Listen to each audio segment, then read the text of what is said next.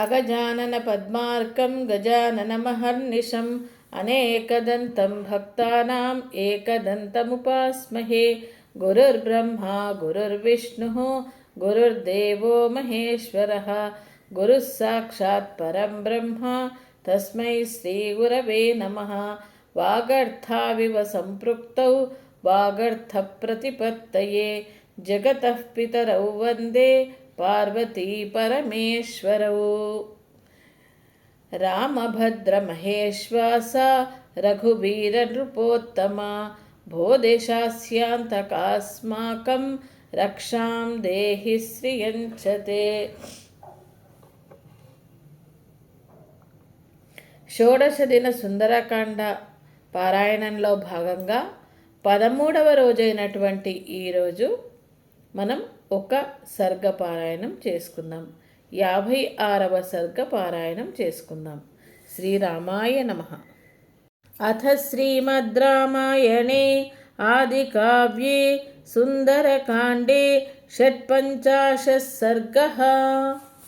తతస్తు శింశుపామూలే जानकीं पर्युपस्थिताम् अभिवाद्याब्रवीद्दिष्ट्या पश्यामि त्वामिहाक्षताम्. ततस्तु शिंशुपामूले जानकीं पर्युपस्थिताम् अभिवाद्याब्रवीद्दिष्ट्या पश्यामि त्वामिहाक्षताम्.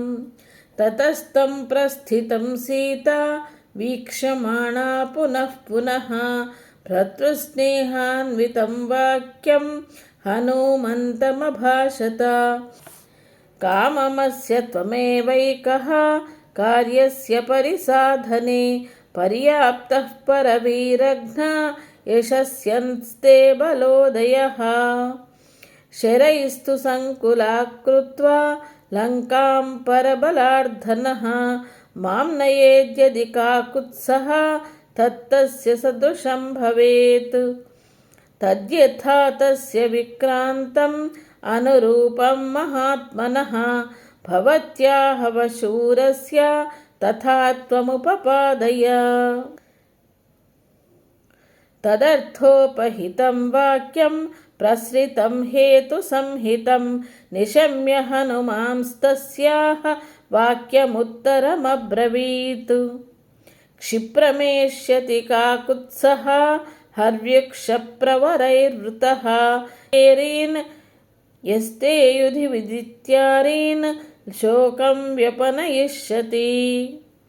एवमाश्वास्य वैदेहीं हनुमान् मारुतात्मजः गमनाय मतिं कृत्वा वैदेहीमभ्यवादयत्. ततः स कपिशार्दूलः स्वामी सन्दर्शनोत्सुकः आरुरोह गिरिश्रेष्ठम् अरिन्दमरिमर्दनः.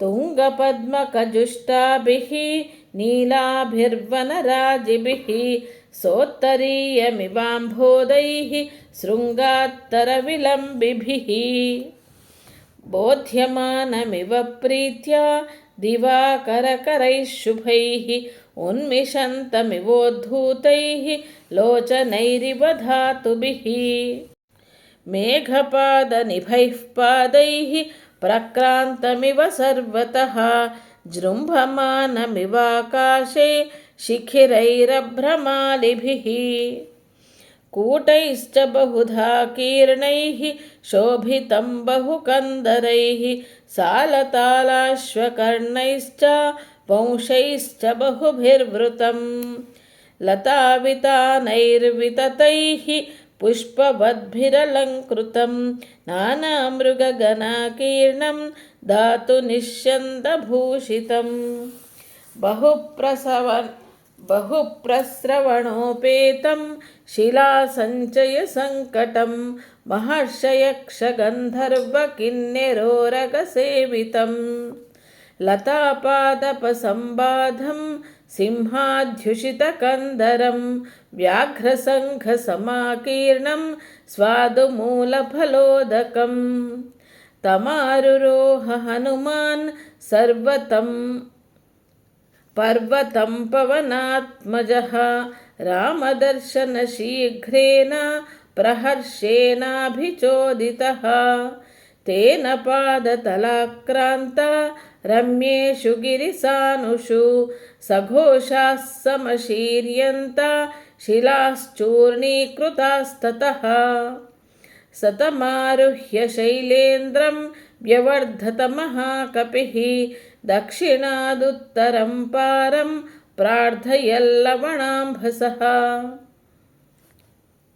अधिरुह्य ततो वीरः पर्वतं पवनात्मजः ददर्श सागरं भीमं मीनोरगनिषेवितं समारुत इवाकाशं मारुतस्यात्मसम्भवः प्रपेदे हरिशार्दूलो दक्षिणादुत्तरां दिशम् सततापीडितस्तेन कपिना पर्वतोत्तमः ररास सहतैर्भूतैः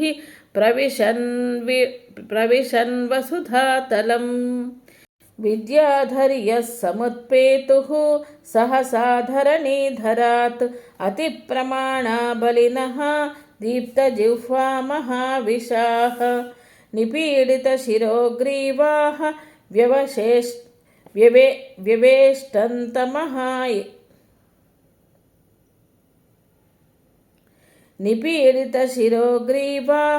व्यवेष्टन्तमहाहयः किन्नेरोरगन्धर्वयक्षविद्याधरस्तदा पीडितं तं नगवरं त्यक्त्वा गगनमास्थिताः स च भूमिधरः श्रीमान् बलिना तेन पीडितः सवृक्षशिखरोद्रग्रः प्रविवेश रसातलं दशयोजनविस्तारः 30 योजनमुच्छ्रितः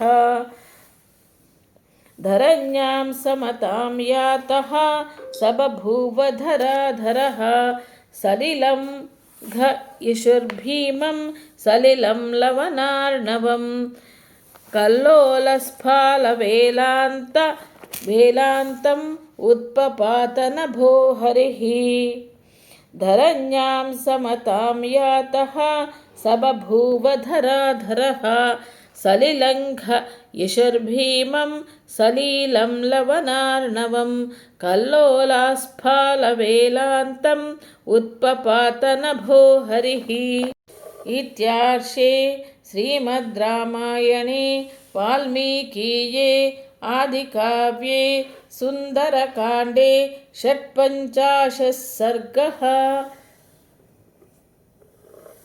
यदक्षरपदभ्रष्टं मात्राहीनं च यद्भवेत् तत्सर्वं क्षम्यतां देव नारायण नमोऽस्तु ते।